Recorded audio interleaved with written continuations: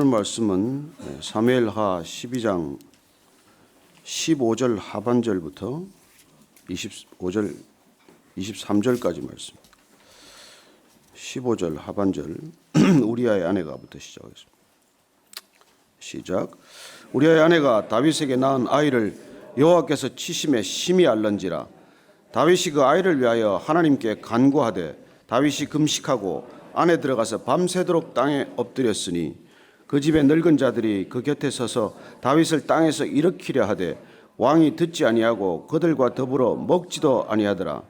이래 만에 그 아이가 죽으니라. 그러나 다윗의 신하들이 아이가 죽은 것을 왕에게 아뢰기를 두려워하니 이는 그들이 말하기를 아이가 살았을 때에 우리가 그에게 말하여도 왕이 그 말을 듣지 아니하셨나니 어떻게 그 아이가 죽은 것을 그에게 아뢰 수 있으랴. 왕이 상심하시리로다 함이라. 다윗이 그의 신하들이 서로 수군거리는 것을 보고 그 아이가 죽은 줄을 다윗이 깨닫고 그의 신하들에게 묻되 아이가 죽었느냐 하니 대답하되 죽었나이다 하는지라. 다윗이 땅에서 일어나 몸을 씻고 기름을 바르고 의복을 갈아입고 여호와 전에 들어가서 경배하고 왕궁으로 돌아와 명령하여 음식을 그 앞에 차리게 하고 먹은지라.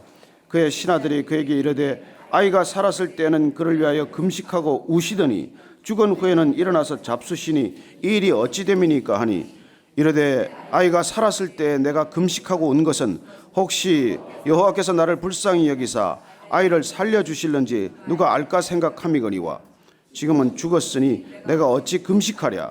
내가 다시 돌아오게 할 수 있느냐.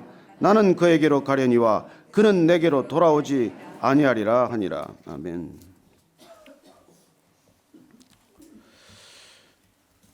나단으로부터 지적을 받고 앞으로 어떤 일이 있을 것인가에 대해서 하나님께서 말씀해 주셨습니다. 죄는 용서받았습니다. 그러나 대가를 치러야 하는 일이 남아 있어요. 우리는 죄가 용서받는다는 것과 이 대가를 치러야 한다는 것을 자주 혼동합니다. 용서를 받았으면 모든 것이 원점으로 돌아간다고 생각을 해요. 그렇지 않습니다. 종이가 한번 구겨지면 다시 펴지기 어렵고 그릇이 깨지면 다시 원상으로 돌아가지 않습니다. 죄를 짓는다는 결과가 어떤 것인지를 몰라서 죄를 짓는 것이죠. 죄는 용서받았어요. 앞으로도 용서받을 것입니다. 그러나 죄 대가는 무섭습니다. 치러야 합니다. 앞으로도 치르게 될 것이에요. 다윗은 두고두고 죄 대가를 치르게 됩니다. 그러면 용서받은 게 뭐냐 도대체? 뭘 용서하셨다는 건가? 그리고 우리는 그걸 정확히 알고 넘어가야 하는 것이죠. 이 용서란 죽음에서 건져주신 거예요. 그러나 살아가면서 두고두고 그 죄가를 치러야 한다는 것이죠. 우리는 그 용서, 하나님의 사랑과 용서에 대한 방식을 잘 이해를 못하면 신앙의 자리를 지키기가 어렵습니다. 하나님께서 다윗을 용서하셨어요. 아니 죽어 마땅한 일 아닙니까? 계명을 몇 개 나오겠습니까? 거짓말하고 사람을 죽이고 모살하고 간음하고 뭐 여러 계명을 어겼어요. 그러나 하나님께서 다윗을 여전히 사랑하신다는 것입니다. 우리는 아이들이 뭐 장난하다가 그릇을 깨기도 하죠. 컵에 물을 쏟기도 합니다. 컵이 깨지기도 하고. 그럼 아이를 용서했어요. 그러나 깨진 컵은 원상으로 돌아가지 않습니다. 쏟아진 물은 다시 컵으로 되돌리지 못합니다. 아이가 앞으로 또 컵을 깨더라도 또 용서할 것입니다. 그러나 우리는 되돌릴 수 없는 결과를 보는 것이죠. 공놀이에다 남의 유리집 창을 깨면 아이는 용서를 받겠지만 집 주인이 변상을 하거나 아니면 부모가 변상을 하거나 변상을 하는 것이죠. 그리고 이 부분에 대해서 우리가 하나님의 사랑, 하나님의 용서 이걸 혼동해서 세상 사람들과 섞여 살면서 대단히 어려운 크리스찬들로 변하고 말 수가 있다는 것이죠. 하나님이 다 용서하셨으니까. 하나님이 용서하는데 너가 왜 아직도 나를 그렇게 시비를 하냐? 아니요, 사람한테 대한 관계는 여전히 남아있는 것입니다. 오늘 다윗은 나단으로부터 호된 지적을 받고 그는 정말 하나님께서는 여전히 나를 사랑하신다는 건 깨닫게 되었어요. 그러니까 그 나단을 통해서 알려주셨죠. 나단을 통해서 그렇게 알려주셨을 때 하나님께 지어드린 시편이 우리가 다 읽으셨지만은 51편 아닙니까? 오늘 시편 51편 이걸 다시 한번 여러분들 읽어보십시다. 나단이 다녀간 뒤에 다윗은 어떻게 하나님께 기도를 올려드렸을까요? 같이 한 번 더 읽습니다. 시작. 하나님이여 주의 인자를 따라 내게 은혜를 베푸시며 주의 많은 긍휼을 따라 내 죄악을 지워주소서. 나의 죄악을 맑게 씻으시며 나의 죄를 깨끗이 제하소서. 물은 나는 죄가를 아오니 내 죄가 항상 내 앞에 있나이다. 내가 주께만 범죄하여 주의 목전에 앙을 행하였사오니 주께서 말씀하실 때 의로우시다 하고 주께서 심판하실 때 순전하시다 하리이다. 내가 죄악 중에서 출생하였으며 어머니가 죄 중에서 나를 잉태하였나이다. 보소서 주께서는 중심이 진실함을 원하시오니 내게 지혜를 은밀히 가르치시리이다. 우슬초로 나를 정결하게 하소서. 내가 정하리이다. 나의 죄를 씻어주소서. 내가 눈보다 희리이다.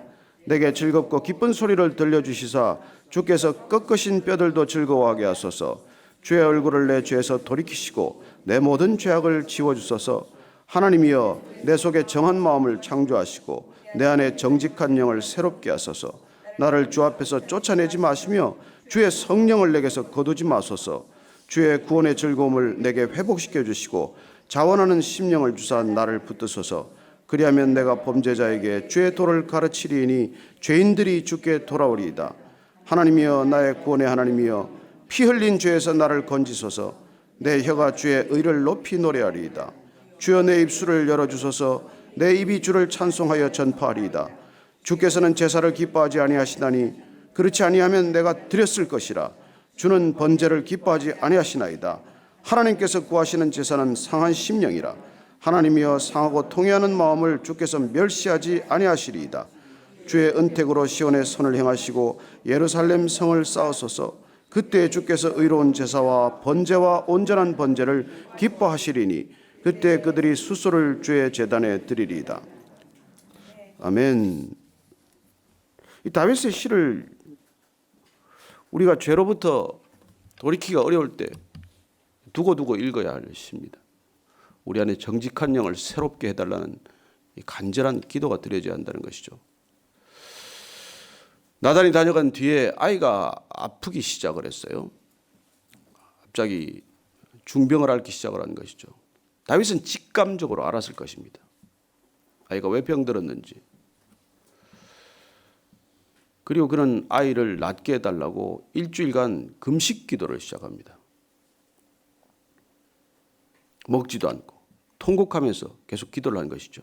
옆에 부하들이 보기에 너무 걱정스럽습니다. 왕이 저렇게 슬퍼하고 왕이 저렇게 먹지도 않고 엎드려서 그냥 철야 기도를 하고 있으니 그 엎드린 자리를 떠나지 않으니 신하들이 보기에도 그렇고 주위 사람들이 보기 얼마나 애가 타겠습니까?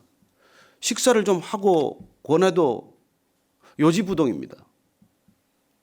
그는 계속해서 그 기도의 자리를 지켰어요. 얼마나 부르짖으며 기도했겠습니까? 차라리 나를 데려가라고 그렇게 기도했을 것입니다. 그러나 아이는 일주일 만에 죽고 맙니다. 다윗의 기도는 응답되었습니까? 응답되지 않았습니까?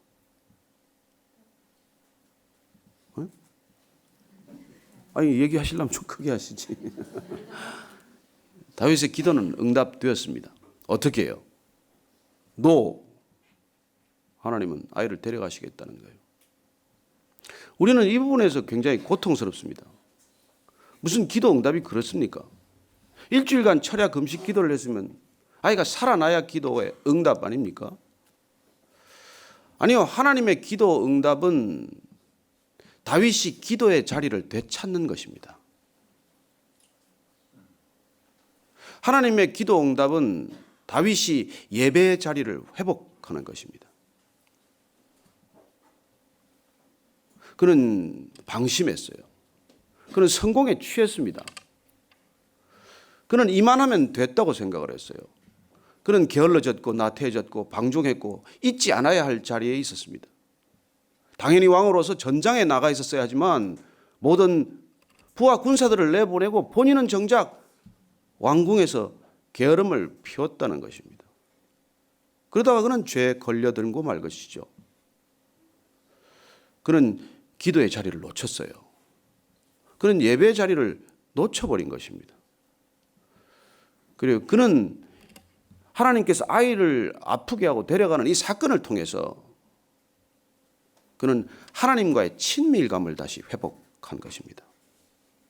가장 중요한 기도의 응답이 이루어진 것이죠. 하나님께로 돌아온 것입니다.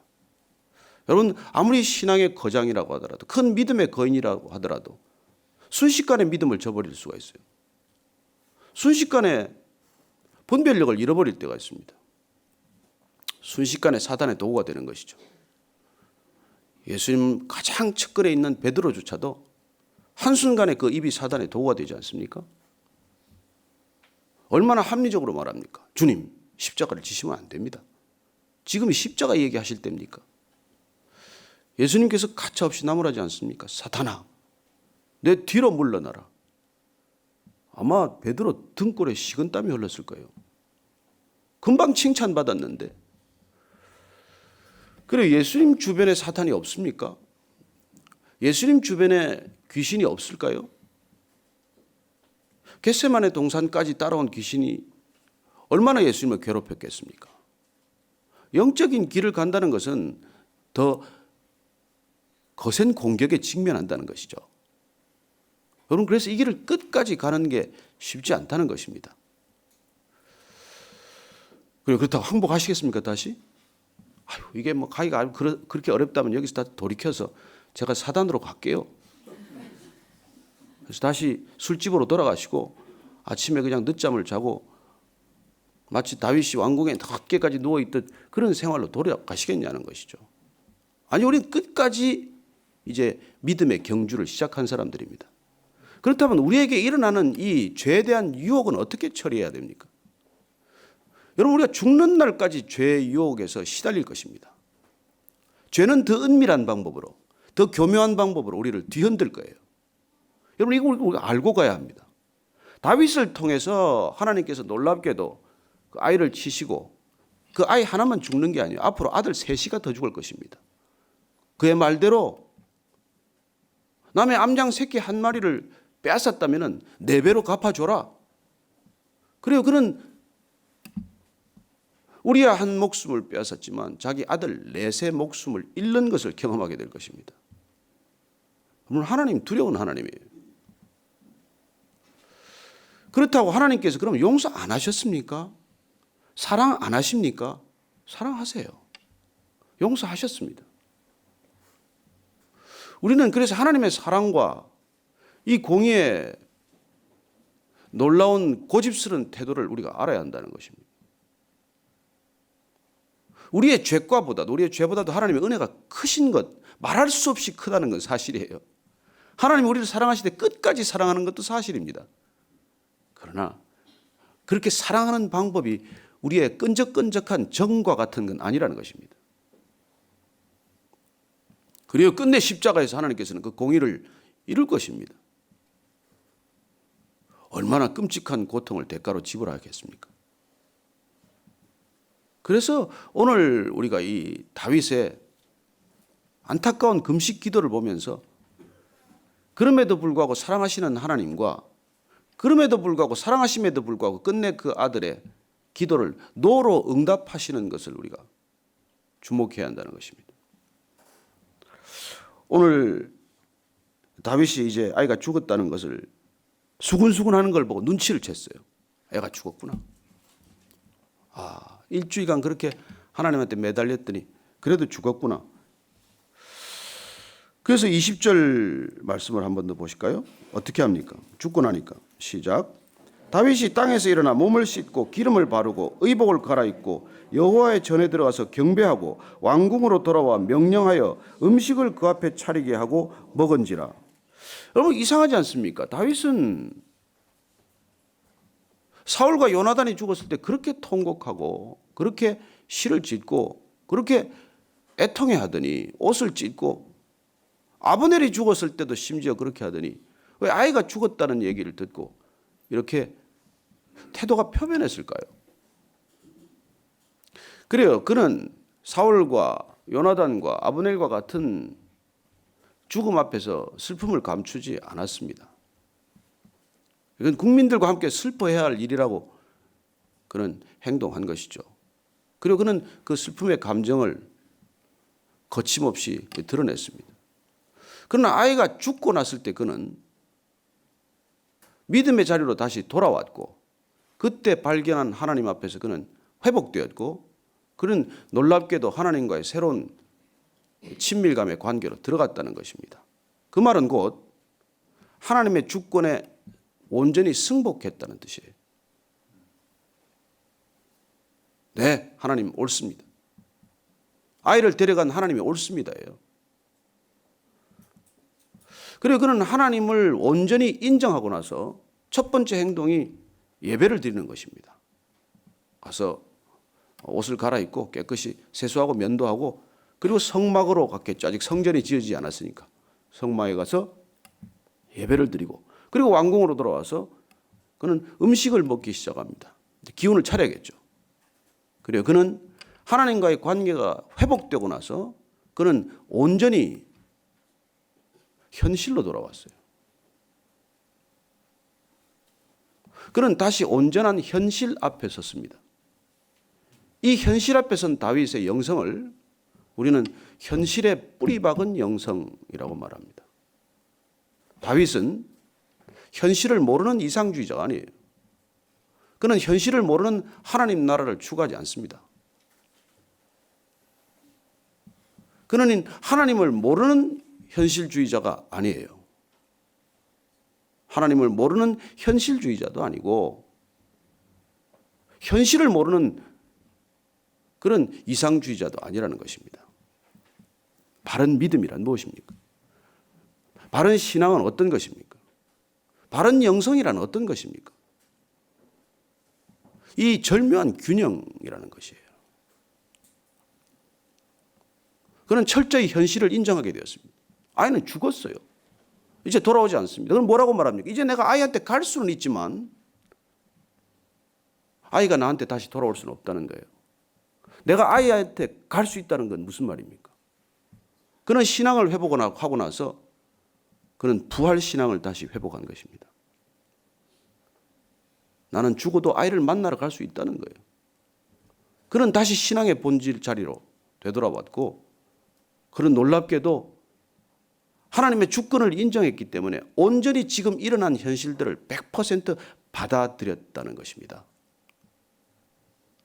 그 입에서는 다시도 아이에 대한 그리움을 토로하거나 불평을 털어놓거나 그러지는 않았을 것입니다. 저는 여러분들에게 이미 일어난 일에 대해서 온전히 받아들일 수 있게 되기를 바랍니다. 끝내 불평하는 사람들은 무엇입니까? 현실을 못 받아들여서 그래요. 왜 광야에서 이스라엘 백성들이 40년간 헤매게 됩니까? 광야라는 현실을 못 받아들이니까. 재수하고 삼수하고 사수하고 오수하다가 40수까지 한 거예요. 여러분, 믿음이란 무엇입니까? 좋은 일만 일어나는 게 아닙니다. 이해할 수 없는 일이 계속될 수도 있어요. 그러나 이미 일어난 일을 현실로 받아들이는 것입니다. 그 안에서 하나님의 나라를 이루어가는 것이에요. 가나안 땅에서 하나님의 나라를 이루어가는 것입니다. 다윗은 그래서 하나님께서 끝까지 사랑했어요. 끝까지 그래도 쓰셨습니다. 아이만 억울하게 죽었을까요? 저는 이 말씀을 묵상하다가 아이 잘 데려갔다고 생각합니다. 미안한 얘기지만 그 아이가 일생 우리아와의 간음을 통해 태어난 아이라는 멍에를 쥐고 왜 살아야 합니까? 하나님께서 그 아이도 사랑하셨다고 믿습니다. 저는 참 이 세월호로 이런 어린 자녀들을 잃은 부모들이 그 슬픔을 믿음 안에서 딛고 일어나기를 바랍니다. 우리 모두 또한 우리에게 주어지는 어렵고 힘든 일들이 많지만 예, 하나님은 옳습니다. 하나님이 어떤 결정을 내리든 하나님이 옳습니다. 하나님이 어떤 벌을 내게 내리셨더라도 하나님은 옳습니다. 그 믿음이 저와 여러분의 믿음이 되기를 원합니다. 이 아침에 우리가 다윗의 슬픔을 이기고 분연히 떨치고 일어나는 그 놀라운 영성, 그 현실에 굳게 뿌리박은 영성, 그 영성이 저와 여러분의 영성이 되기를 축원합니다. 오늘 그래서 같이 기도할 제목은 여전히 내 마음에 이해되지 않는 일, 여전히 내 마음에 분노로 자리 잡은 일, 여전히 내가 하나님과 씨름하고 있는 일, 이 문제에 대해서 하나님께 내가 무릎 꿇고 승복하기를 원합니다. 주님 나를 내려놓고 주님 다시 경배하기를 원합니다. 예배 자리를 되찾게 하여 주옵소서. 기도의 자리로 돌아오게 하여 주옵소서. 하나님과 씨름하는 것이 아니라 하나님을 받아들이고 하나님께 다시 무릎을 꿇고 하나님을 향하여 두 손을 들고 그리고 하나님을 마음껏 찬양하는 그 기도의 자리, 예배의 자리, 믿음의 자리로 돌아오게 하여 주옵소서. 그렇게 한번 기도하시겠습니다. 하나님 아버지,